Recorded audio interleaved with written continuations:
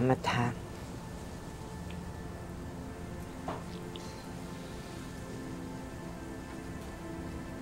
Bumubuti na ang lagay niyo, ah. Bakit mo naman nasabi? Rosy cheeks na kayo, eh. Para kayong rosas na muling namumukadkad. Tigil-tigilan mo ako, Tyron, ha? Pati ako, pinagtitripan mong bata ka. Tuwa naman kayo. Diba sabi nga nila, laughter is the best medicine. Ewan ko sa'yo. Next time kasi, ganda-gandahan mo yung joke mo para matawa ko. Ha? Ha? Talagang bata to. Diba naman joke ko, pinipintasan nyo?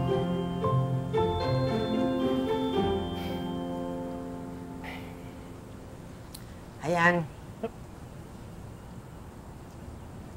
Ano po? May plano akong mag-invest sa isang negosyo.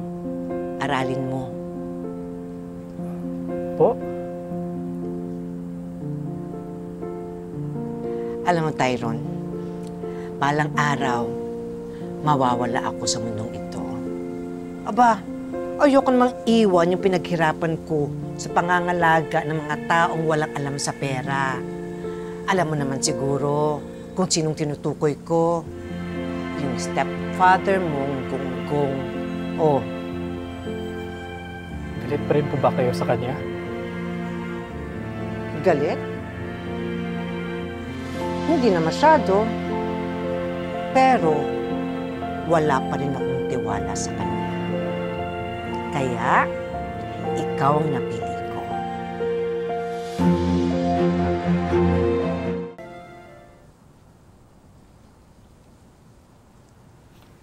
Kakayanin ko ba ito? Aba, kailangan mong kayanin.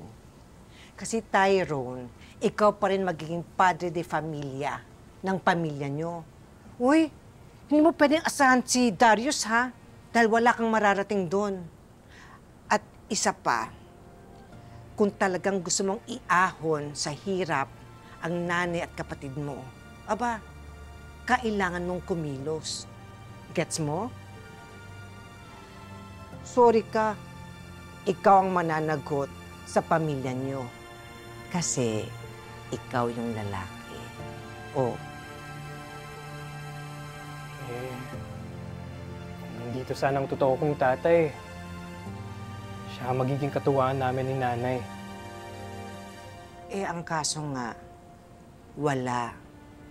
Pinagkait siya sa inyo ng nanay nyo. Teka, kilala niyo ba ang tatay ko?